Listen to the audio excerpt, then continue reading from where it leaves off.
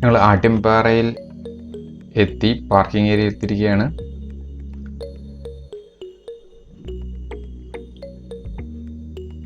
വാഹനങ്ങളൊന്നുമില്ല, ഒക്കെ കാലിയായിട്ട് ഇരിക്കണത്. അത്ര വലിയ റഷും കാര്യമൊന്നുമില്ല, കോവിഡ് ആയതുകൊണ്ടായിരിക്കും. ഇത് ടിക്കറ്റ് കൗണ്ടറാണ്. ടിക്കറ്റ് കൗണ്ടറിൽ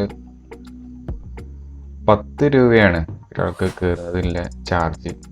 അതേപോലെ കാർ പാർക്കിങ്ങിന് 30 രൂപയും. ആൾക്കാർ കുറവാണ്, കോവിഡ് ആയതുകൊണ്ട് ആരും വരവ് വളരെ കുറവായിരിക്കും. പിന്നെ എല്ലാവർക്കും അറിഞ്ഞോളന്നില്ല, ഇവിടെ ഓരോ സ്ഥലങ്ങൾ ഓപ്പൺ ചെയ്തുകൊണ്ട് ഇരിക്കുകയാണല്ലോ. ഇവിടെ ഒരു ടിക്കറ്റ് കൗണ്ടർ എന്ന് പറഞ്ഞിട്ടായിരുന്നു, ഇവിടെ ഒരു ചെറിയൊരു പാർക്ക് ഉണ്ട് എന്നുള്ളത്. ഈസി ആയിട്ടുള്ള പാർക്കായിരിക്കും ഇത്.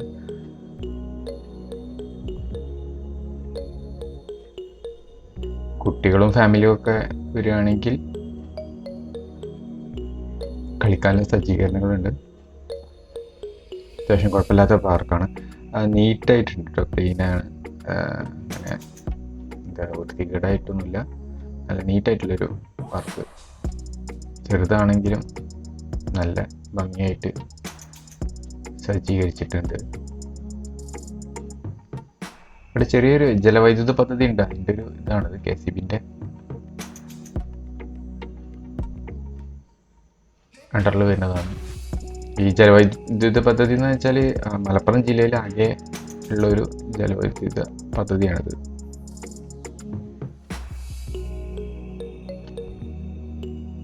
ഇത് പിന്നെ നമ്മൾ ഇങ്ങോട്ട് നിലമ്പൂരിൽ നിന്ന് 14 കിലോമീറ്ററാണ് കേട്ടോ ഇവിടെ എത്തിച്ചേരാനുള്ളത്. അടിയമ്പാറയ്ക്ക് എത്തിച്ചേരാനുള്ളത് 14 കിലോമീറ്റർ മാത്രം. ഇത് നോക്കിയിട്ട് പാറ കൊണ്ട് വലിയ മലയൊക്കെ കാണുന്നുണ്ട്. തിരിച്ചിട്ട് കാടാണെന്നൊക്കെയാണ് പറഞ്ഞിട്ടുള്ളത്.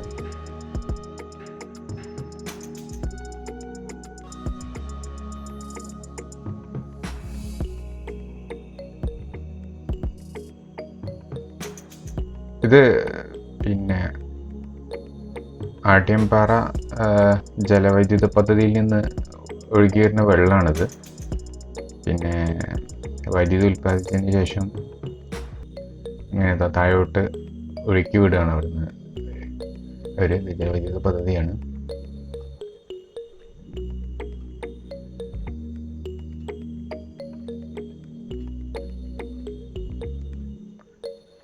ഇൻ്റർലോക്കൊക്കെ ഇട്ടിട്ടുണ്ട് വഴികളൊക്കെ. ഇതിപ്പോൾ ജലവൈദ്യുതി പദ്ധതിൻ്റെ ഏരിയയിലാണ് ഇപ്പം എത്തിയിട്ടുള്ളത്. പിന്നെ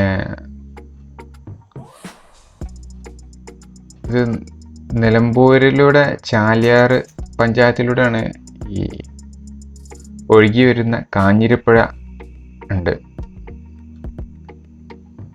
ചാലിയാർമുക്കി വെച്ച് ഈ ചാലിയാറിൽ ചേരുന്നുണ്ട് നേർക്ക് ഈ ആട്ടിയമ്പാറ നില ജലം. വെള്ളമൊന്നുമില്ല ഈ ഭാഗത്ത്, ഫുള്ള് ഇതാണ്. ഇങ്ങോട്ട് ഇറങ്ങാനുള്ള പെർമിഷൻ ഇല്ല. പോരാത്തതിന് താഴെയാണ് പിന്നെ ഇരിക്കാനുള്ള സജ്ജീകരണം എല്ലാം ഉള്ള വെള്ളച്ചാട്ടത്തിൻ്റെ ഏരിയ. പക്ഷെ അങ്ങോട്ട് ഇപ്പോൾ പെർമിഷൻ ഇല്ല.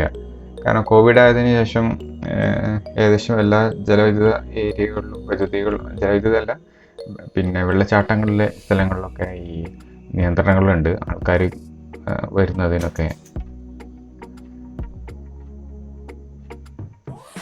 പിന്നെ രണ്ടാമത് വൈദ്യുതിക്ക് വേണ്ടി വെള്ളം ഉപയോഗിക്കുന്നുണ്ടാവും, അതുകൊണ്ടായിരിക്കും അവിടെ നിങ്ങൾ തിരിച്ചു വിട്ടിട്ടുണ്ടായിരിക്കും വെള്ളം. അതുകൊണ്ടായിരിക്കും ഇവിടെ വൈദ്യുതി അതുകൊണ്ട് ഉപയോഗിച്ചുകൊണ്ടായിരിക്കും വെള്ളം പറ്റ കുറവ് കാണുന്നത്.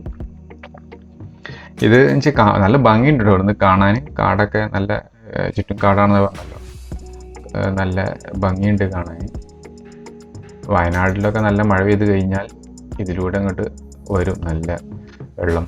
പിന്നെ ഇവിടെ കുറേ പേരെ ജീവൻ നഷ്ടപ്പെട്ടിട്ടുണ്ട്. കാരണം അതുകൊണ്ടൊക്കെ ആയിരിക്കാം ഗവൺമെൻറ് അങ്ങോട്ട് ഇറങ്ങരുതെന്ന് പറയാൻ കാരണം എന്ന് വെച്ചാൽ ഇവിടുന്ന് വരുന്ന വെള്ളം ഭയങ്കര ഫോഴ്സ്ഫുള്ളിയാണ് വരിക.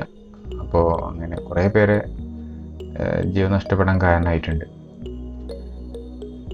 മഴക്കാലത്തൊക്കെ ആണ് ഏറ്റവും കൂടുതൽ വെള്ളച്ചാട്ടങ്ങളൊക്കെ കൂടുതലായിട്ട് മഴക്കാലത്താണ് ഏറ്റവും കൂടുതൽ വെള്ളം ഉണ്ടാവുക. പിന്നെ ഇപ്പം വേനലാണെങ്കിൽ കൂടി ഇവിടെ വെള്ളം ഉണ്ടെന്നാണ് നമ്മൾ പറഞ്ഞ് കേട്ടത്. എന്തായാലും നല്ല ശക്തമായ മഴ പെയ്തൊക്കെ വയനാട് മേഖലയൊക്കെ മഴ പെയ്താൽ ഇവിടെ പെട്ടെന്ന് വെള്ളം വരാനുള്ള സാധ്യത ഉണ്ട്. അതുകൊണ്ട് പെട്ടെന്ന് ചില സമയത്ത് ഒരു കുളിക്കുന്ന സമയത്ത് ആരെങ്കിലും കുളിക്കാൻ ഇറങ്ങുകയാണെങ്കിൽ ആ സമയത്തായിരിക്കും പെട്ടെന്ന് മലവെള്ളപ്പാച്ചിലൊക്കെ വന്നിട്ട് കുറേ ആൾക്കാർക്ക് അങ്ങനെ ജീവൻ നഷ്ടപ്പെട്ടിട്ടുണ്ട് ഇവിടെ.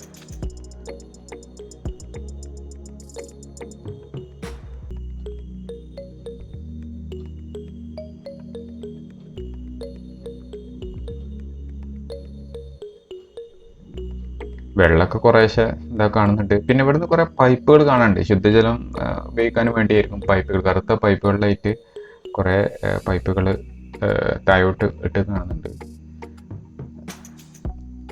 ഇത് ഞങ്ങൾ താഴെ റോഡിൽ നിന്ന് അവിടെ നിന്ന് മടങ്ങി വരും, അവിടെ താഴോട്ട് ഇറങ്ങാൻ പാടില്ല എന്ന് പറഞ്ഞതുകൊണ്ട് ഞങ്ങൾ താഴോട്ട് ഇറങ്ങി.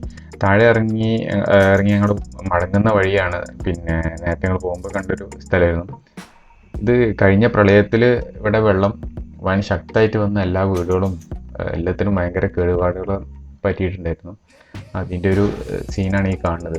അതേപോലെ വെള്ളം വളരെ കുറവാണ് പറയുമ്പോൾ. ഇതിപ്പം പിന്നെ അവിടെ നിന്ന് എല്ലാം വരുന്ന വെള്ളമാണ് ഇപ്പം ഈ കാണുന്നത്.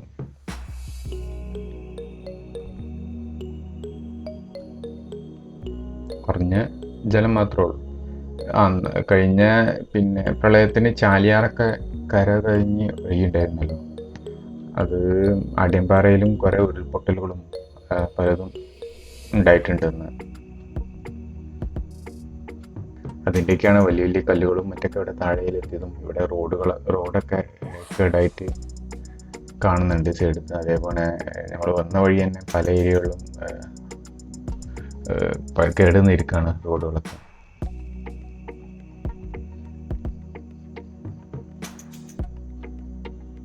ഏതായാലും ഞങ്ങൾ ഇവിടുന്ന് ഇനി മടങ്ങാൻ പോവാണ്. നല്ല ഏതെങ്കിലും സ്ഥലങ്ങൾ ഇനി കാണുകയാണെങ്കിൽ അവിടേക്കും പോകാനുള്ള തയ്യാറെടുപ്പിൽ. ഇപ്പം ഞങ്ങളെ ഫോളോ ചെയ്യാത്തവർ ഫോളോ ചെയ്യുക, സബ്സ്ക്രൈബ് ചെയ്യാത്തവർ സബ്സ്ക്രൈബ് ചെയ്യുക. Thank you for watching. By.